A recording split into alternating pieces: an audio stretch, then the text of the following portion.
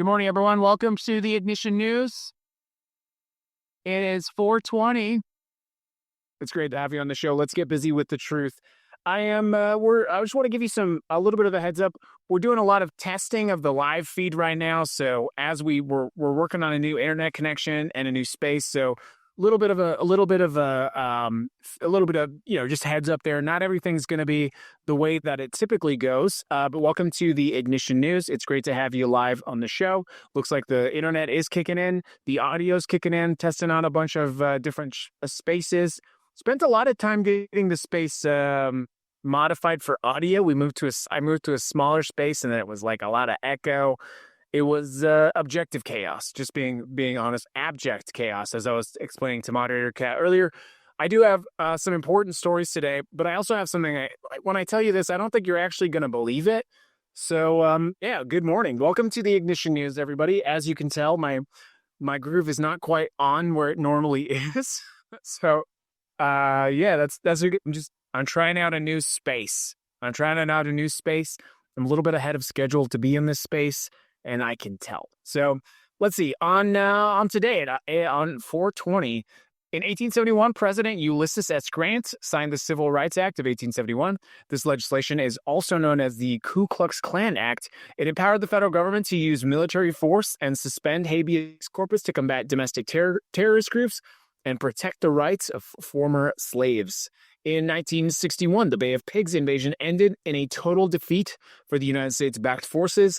This failed attempt to overthrow the Cuban government stands as a primary example of the dangers of interventionist U.S. foreign policy.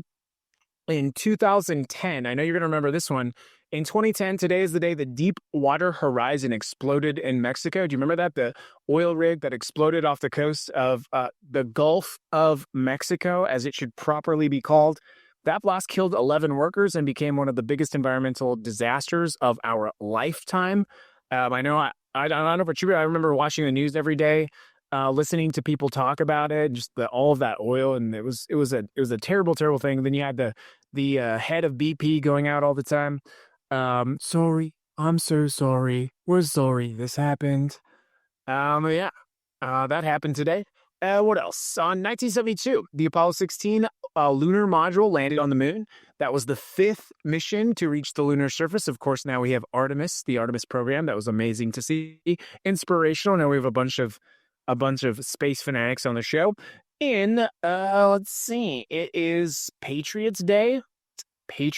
Commemorating the Battle of Lexington. It is also, of course, 4/20.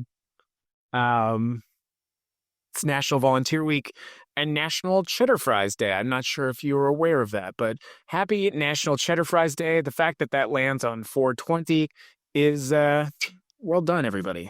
Good morning, everyone. Welcome to the show today. Like I said, I have just 3 stories today. They are all loosely connected, talking about power and corruption. Today the head of the FBI is at war. And he's at war on 2 fronts, threatening to expose what he calls proof of a stolen election in 2020. Good luck, TikTok staying live.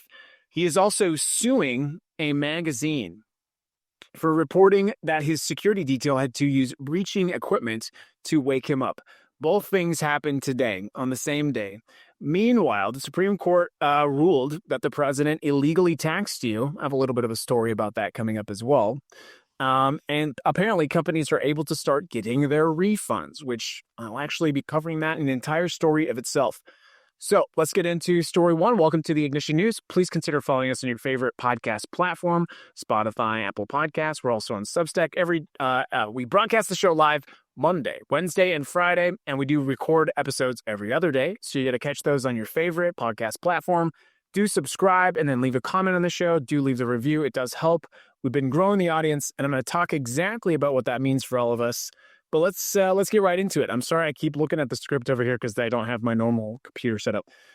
Former FBI Director Kash Patel went on Fox News this weekend and told the country that the FBI has, in his words, I quote him here, information that backs President Trump's claim that the 2020 election was stolen. He told viewers to stay tuned this week, and he promised they would see, quote, a thing or two. Here's what you need to know about the timing. Patel was not speaking from any kind of position of strength. He was speaking from abject panic. The Atlantic just published a report about his erratic behavior on the job. There is growing reports that Kash Patel is actively worried that he could be fired any day now from the FBI. And we recently learned that he was having difficulty logging into his computer one day, and he assumed that he had been fired because he couldn't log in. Can I just say, I think Kash Patel is a horrible person. I think he's the wrong choice for the FBI. Can I just briefly say, I absolutely know what that feels like when you go to work and you log in and it doesn't work. You go log in your password, the ignition, and you go in, log in your password, doesn't work, and you think to yourself, oh my God, I'm fired. Everyone has had that happen to them. Everyone has had that happen to them. But also, apparently, there was news that his security detail had to consider breaking the door. I don't know if they did break the door down or if they considered breaking the door down, because apparently he was basically passed out. And this was a well-sourced report. Came from more than 24 people, obviously talking about how he's alarmed to lose his job, that he was drinking all the time, and again, that they apparently had to almost barge the door down. And the secrets of that really matters, obviously. So when powerful people are cornered, this is the kind of thing that they'll do. I'm actually going to tell you about how that happened, by the way. So now he's getting out in front of the president with this fake story about how the 2020 election was rigged or stolen or whatever he's about to say, because he needs now to come out and, of course, say and curry favor with the president. Losing the 2020 election was the greatest sort of ego defeat that Donald Trump ever. I said his name. I usually don't say his name on the show. That was the greatest defeat to his ego that he's ever had. So he's never going to be satiated when it comes to the 2020 election. So Kash Patel, afraid of losing his job, is getting up and saying, "Oh, we found it. We found it. We found the proof." Well, as that breaks this week, we'll be sure to bring that to you live on the Ignition News, so stay tuned for that. Of course, multiple state legislatures have found that there was, in fact, no evidence of any kind that the 2020 election was stolen. But I guess we'll wait and see. I actually think Jennifer Welch has a really good theory about all this, by the way. Nice, I just got a violation. That's amazing.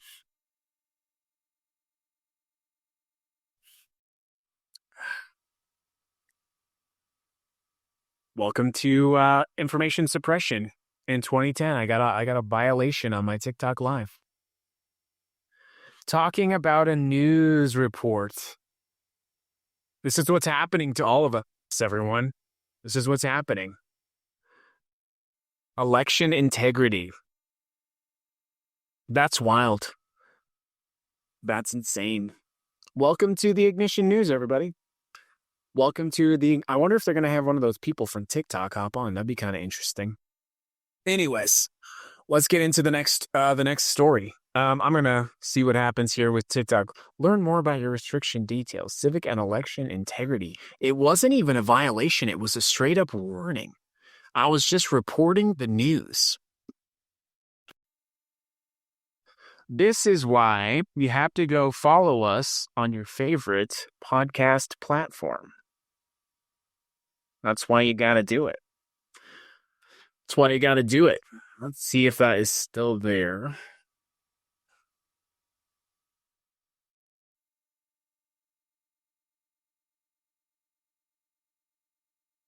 Well, we can't worry about that. This is why it's important that we all find each other on, at different outlets. So that's wild. Let's get into the next one. We'll see what happens now, I guess. The Atlantic. Let's talk about this lawsuit with the Atlantic. So in addition to saying that the 2020 bingo contest was not fair, Kash Patel filed a lawsuit this morning in a federal district court in Washington. He's seeking $250 million from the Atlantic and from the reporter, specifically Sarah Fitzpatrick, who wrote the piece that we just talked about. But here's the problem that Kash Patel has. It's a big one. Public figures face a much higher level of scrutiny when it comes to claims that are made against them. So he has to prove not only is the story false, which I think it's likely that he's not going to be able to prove that the story is false, but he's also going to have to prove that in addition to being false, that it was maliciously false. So even if this case stands its first dismissal, which I think is unlikely, I think it's just going to be dismissed outright. He has this enormously high bar to clear. And this is a story that he learned from the president, of course. The president has tried to sue away, famously, lawsuits against him. But nonetheless, yeah. He's suing The Atlantic for $250 million. The Atlantic, by the way, is owned by Lorraine Powell Jobs. I don't know if you know that or not. But The Atlantic is owned by the former, well, I guess, however you would say that, the former spouse of Steve Jobs. And she's actually been really good about allowing them to continue to report things like that.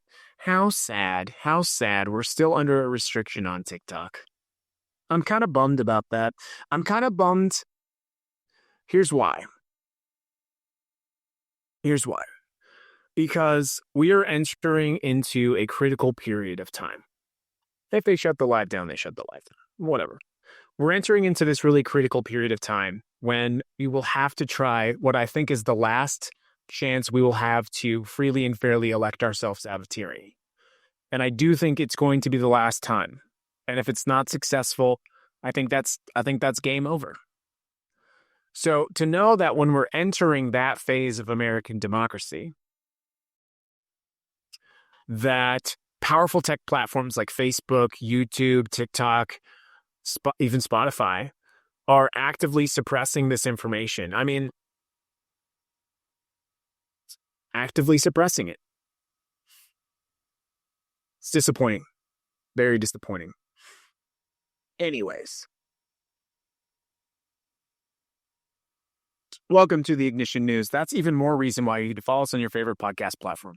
Let me get into a separate story before I get into the final story, which is about the power of we. So I have to tell you, this is a long story, but one of the reasons I'm broadcasting a little bit later today is there's some pretty massive developments in a story I've been working on for a while now. You may recall after the first No Kings protest, the very, very first No Kings protest, the governor of Nevada, rather famously, was caught on a hot microphone at a fundraiser after the very first No Kings protest.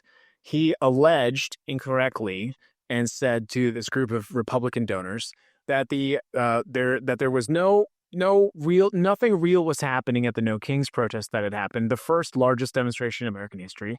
And he said that it was staged and that it was fake, and that the protesters that were there were paid to be there.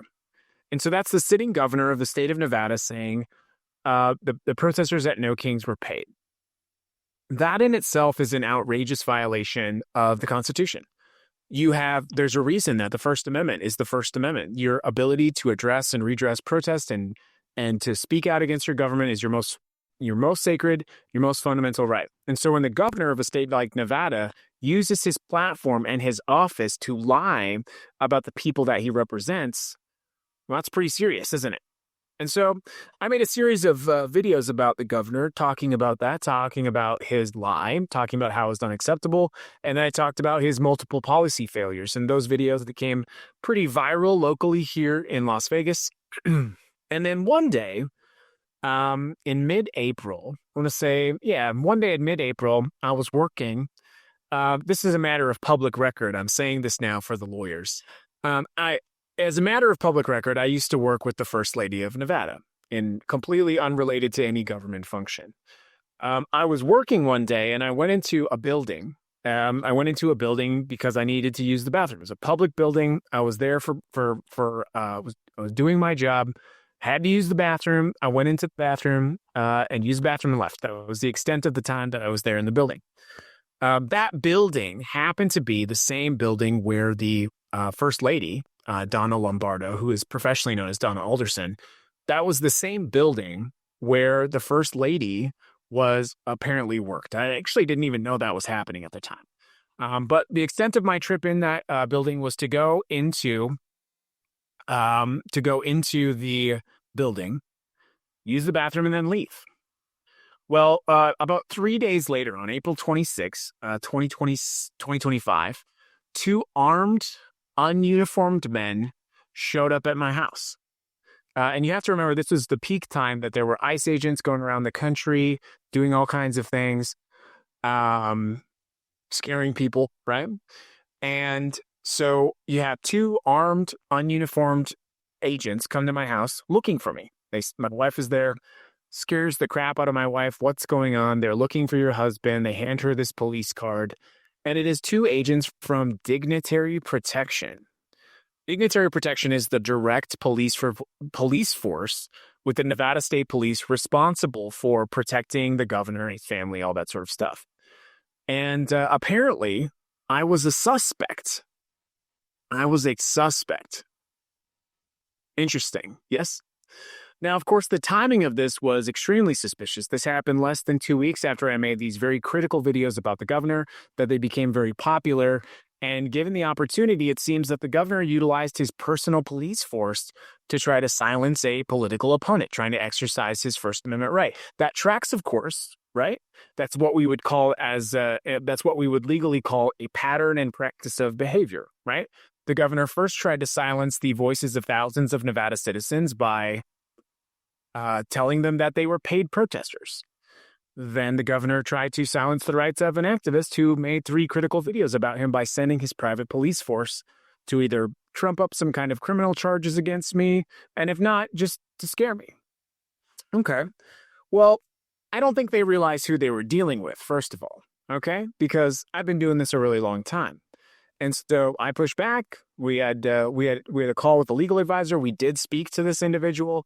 The whole situation was worked itself out. Obviously, I'm not a criminal. Obviously, using a bathroom in a public place is not a crime. And obviously, I had not worked with the First Lady in any capacity, I think in 2 years, maybe a year and a half. And so the idea that somehow, there was any kind of connection or nexus to danger to the First Lady was just patently false. And so what happened was the governor of Nevada used his private police force. But let me back out. Here's what actually happened. Someone called the head of building security at that building for a company called Howard Hughes. That person actually used to be a Las Vegas Metropolitan Police Department, used to work for LVMPD. Well, guess who also used to work for LVMPD? Governor Joe Lombardo. Governor Joe Lombardo was the sheriff of LVMPD for, I think, 12 years. You'd have to quote me on that. So what is the temporal proximity, right? How likely is it that that person knew the governor of Nevada? And how likely is it that Joe Lombardo abused his power as governor to silence a political opponent? I think very likely. In fact, we think that's exactly what happened. And so we filed a complaint with Nevada's Attorney General, Aaron Ford. This is the standard practice. Abuse of force is precisely the kind of thing that the Attorney General is tasked with enforcing, especially at a government agency. When a government agent like the governor abuses his power, it must be investigated. If that is true, or even the appearance of it being true, it needs to be investigated and dealt with. Well, first of all, the Attorney General's office didn't respond, which itself is outrageous. Second, after taking some time, you have to remember this happened in April of 2025, and I think I got my official response from the Attorney General's office in July of 2025. July of 2020. Think of all the things that might have happened to me or to my family in that time period.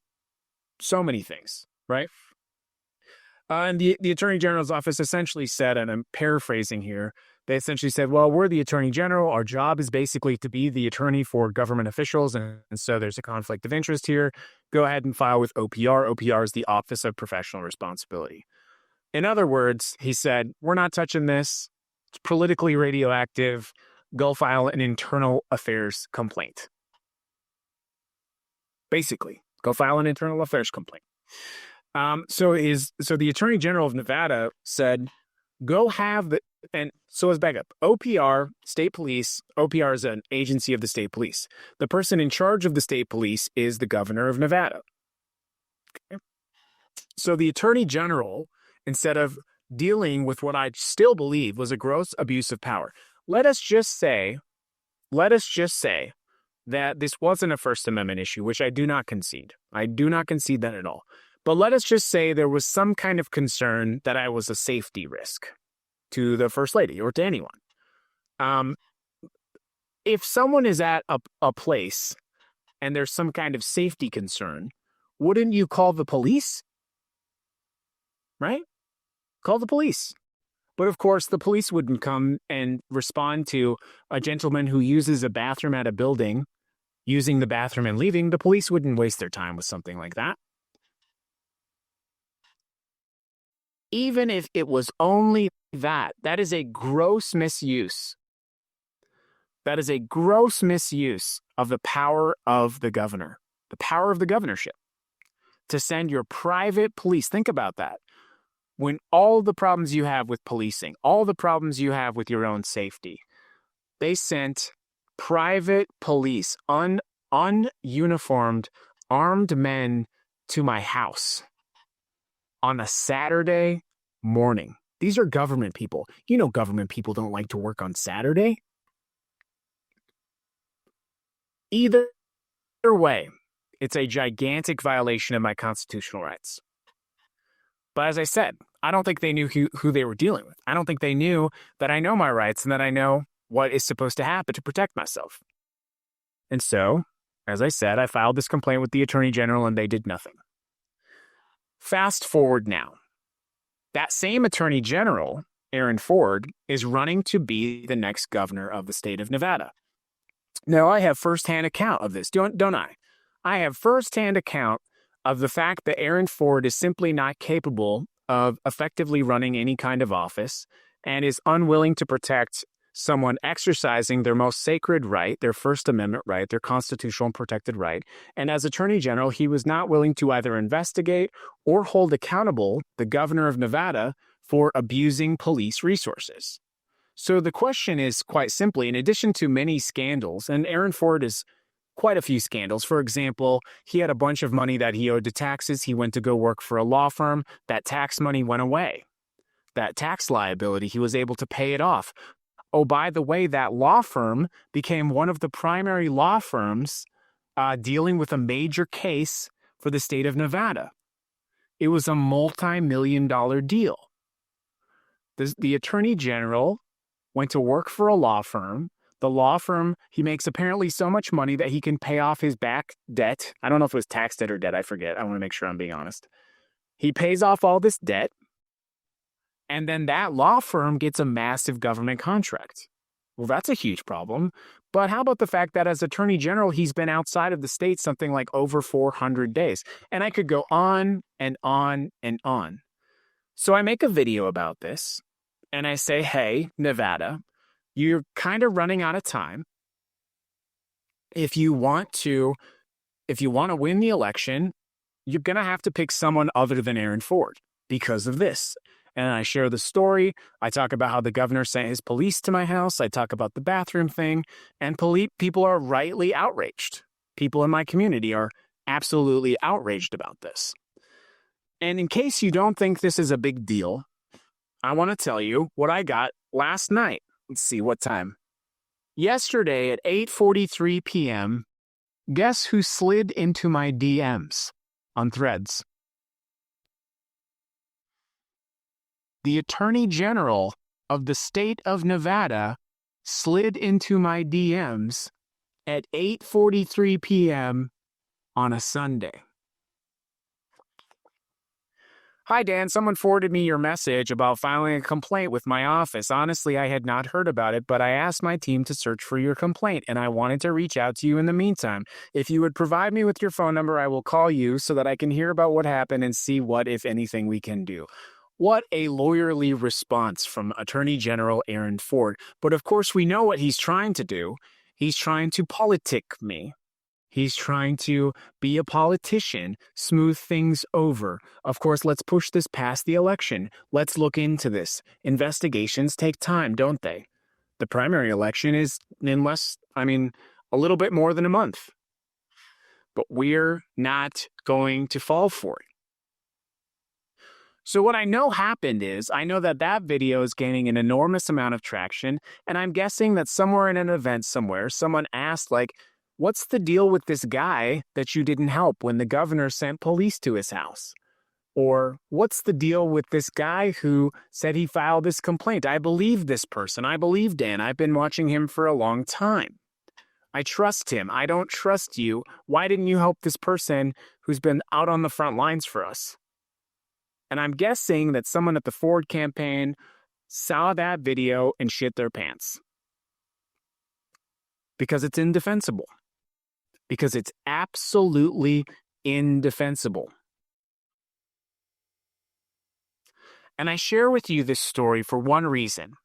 Number one, I want everybody to know what happened, and I'm not done talking about it. But number two, when people say that they don't have power, that they can't do something, that they can't push back against their government, look at all the power that we exercised. Look at the fact I'm essentially in the middle of the election between Joe Lombardo and Aaron Ford. I am essentially one of the fulcrum points of the election, not because of me, because of we. Because I refuse to sit down and shut up. Because I refuse to be afraid of the governor's police force. Because I refused to just let them take my rights. I held on to my rights at what could have been enormous consequences. And I used this community that we have created to hold the governor accountable. And I'm not done.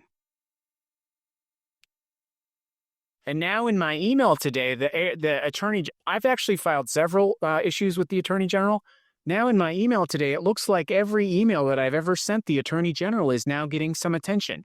I tried to work with them on a class action lawsuit matter. I had been part of a class action lawsuit, and the administrator for the class action fucked it up. And I figured, well, if they mess this up for me, there's got to be other people in the state of Nevada who similarly had their rights taken away as well, who had their money taken away from them. And so I filed a detailed report with the attorney general. Guess what? They never responded. So now there's more proof that Aaron Ford is not capable of running his own office. How could he run the governorship? How could he possibly run the governor's mansion and run this important time of ours when he can't even return an email? Seems like every email I ever sent to the attorney general's inbox is now suddenly getting attention. That is because you have power. That's right, be the weed. We have enormous power. The attorney general of the state of Nevada does not slide into your DMs if they're not afraid of what happened. That just doesn't happen. And I gotta be honest with you, it's very intense. This is what happens when you punch above your weight class. When you fight hard and when you know what you're doing and when you stand your ground, eventually you prevail. And I'm prevailing right now. And really, it doesn't matter. I've already proven the point, haven't I? I've already proven the point that we control the conversation, that we control the narrative. If Aaron Ford didn't think that I was a political liability to his campaign, if Aaron Ford didn't think that we might not vote for him because I'm telling the truth about him, he wouldn't have reached out to me. But of course, that's not the case. Because we are organizing, aren't we? We're coming together, aren't we? We're building power together, aren't we? If I was just a crazy man yelling at a microphone that nobody listened to, no one would be replying to my emails. No one would be scrambling. Ask yourself that question. Why does the sitting attorney general of a state at 8:43 p.m. on a Sunday send a direct message on Threads to a political activist? The answer is simple, because he's afraid of the truth. He's afraid that the community that we're building will say no. He thought he could be the coronated governor of the state of state of Nevada. And if you're part of our network and you're not living in Nevada, that's also a powerful thing. Think of how powerful you are. You're impacting and trying to make the lives better of people in an entirely different state.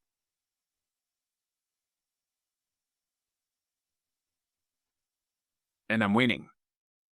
And you're winning. We're winning. We do this to teach you how to do this.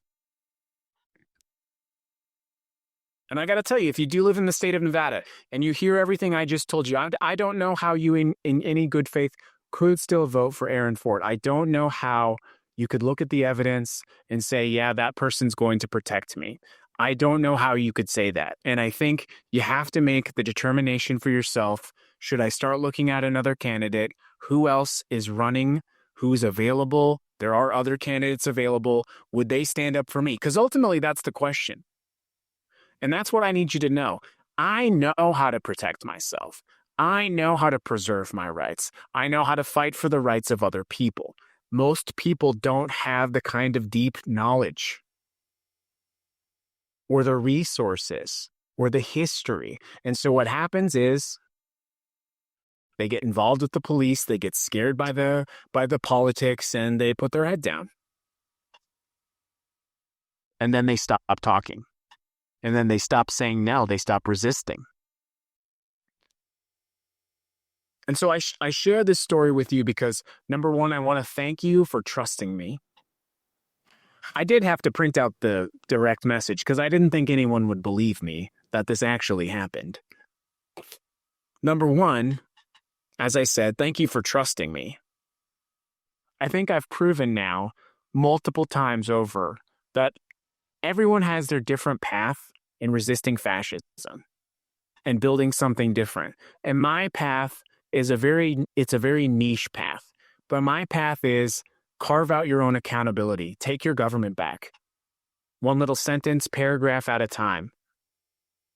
And I have these ways that I'm teaching you how to do it. One little thing at a time. An open records request here, a public meeting there, helping someone run for office there, running for office yourself, getting involved, getting your potholes fixed, building your own community. I have this template. And the thing about it is you don't have to do everything that I tell you to do. You can take this part, you can learn, what do I do if the Attorney General DMs me on Sunday night? What do I do? Or how do I get my potholes fixed? I have this vicious, rigid belief. Thank you. I have this vicious, rigid belief that we can have something better. That we can, I've seen in my life, I've seen the rights of people expand. When I went to high school, my principal didn't let a gay couple go to prom. Less than 10 years later, gay marriage was legal in the United States of America. You can't pretend that that did not happen. You can't try to take that away from me or from anyone who got married because of that or from anyone who felt like they could finally tell someone in their family that they were gay. You cannot take that from us. And so for these cynical people who say nothing is going to change, nothing's going to ever get better, the government sucks, it's terrible, I disagree, you're wrong. Perhaps one of the reasons that you're wrong is that you're not trying, you're not getting involved, and you're not saying no when you need to say no. But most importantly, you're not saying yes when you need to say yes. Listen, everything's on the line. We started this show out, we've got a decent audience now on TikTok, but I started the show out today talking about verifiably true information. I was reporting, think about this for a second. I was reporting about news information that came from the head of the FBI, Kash Patel. I was reporting I don't think it was a fact, first of all. I was reporting information from news about Kash Patel. The director of the FBI should be a trusted person, and talking about what he says should be something you should be able to talk about. But on the billionaire platform, TikTok, that information was literally in real time. The live was shut down. There was a warning for talking about, quote unquote, election integrity. Think about the gaslighting of that for a minute. The gaslighting of that is insane. And as we get closer to the election, I think you need to prepare yourself. Here we go. You need to prepare yourself because I think it's going to get much worse, much faster, because we are winning and they are losing. And as they become cornered, do you remember I told you about this earlier? I said, this is what happens when politicians get cornered. You've got Kash Patel doing this, suing The Atlantic. You've got what's happening at the war in Iran. You have the Attorney General of the state of Nevada. He has been cornered by his own actions. Yes? Look at what people do when they get cornered. They react poorly. The election is the ultimate corner. And it's going to get much worse, much faster. So we have to be prepared. We have to organize. We have to connect with each other in alternate spaces. We have to be willing to protect and defend our democracy. But if you don't believe in it, then just give up now. But of course you do. That's why you're here. The people who give up, the people who don't care, you don't watch the Ignition News. You're not fixing the potholes in your community. You're probably not even voting.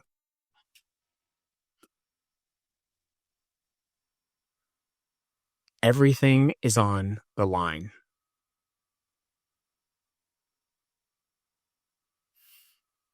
The difference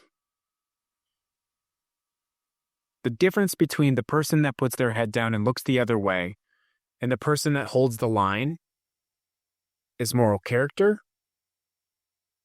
but also belief. So let me close this out. This event that happened, right? No, the first No Kings protest. Well, let's find out when it was. When was the first No Kings protest? Okay, so let's think about this. Timing doesn't seem right to me.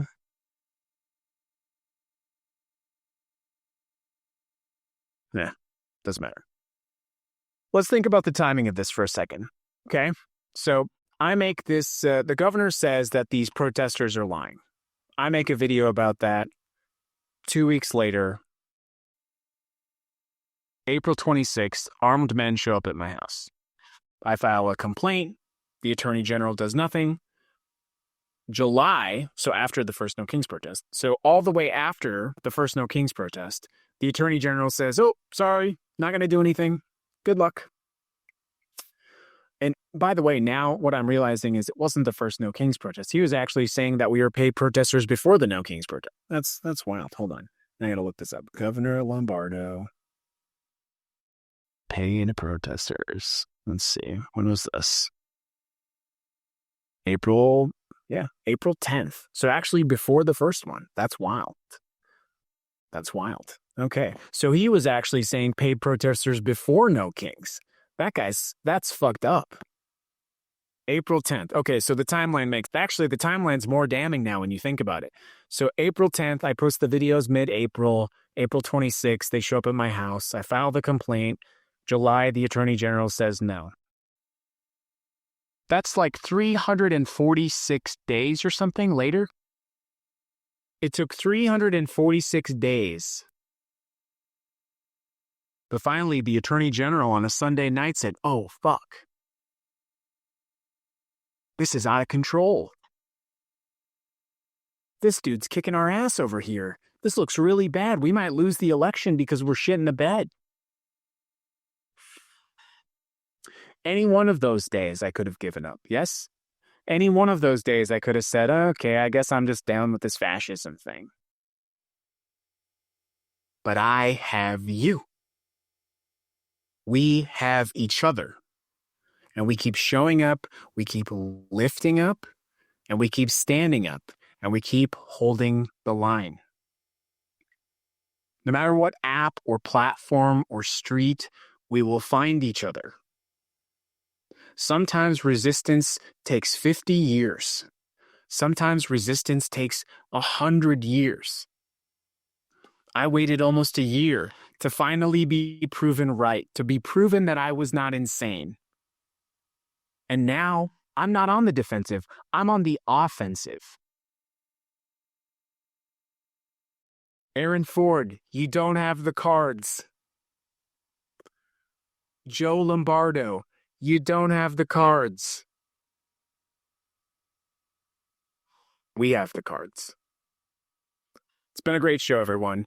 Thanks for your patience in the new space. I'm probably going to go back to the old space until I get this sorted out.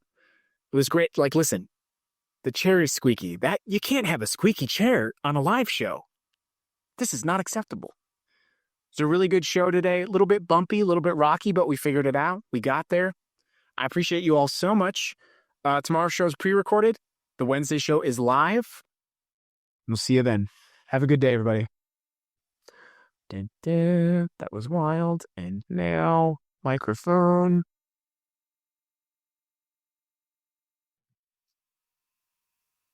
Somebody says good luck. Somebody says good luck to everybody. Indeed, good luck to everybody. Thank you, Substack. I just seen a bigger desk. And this Substack.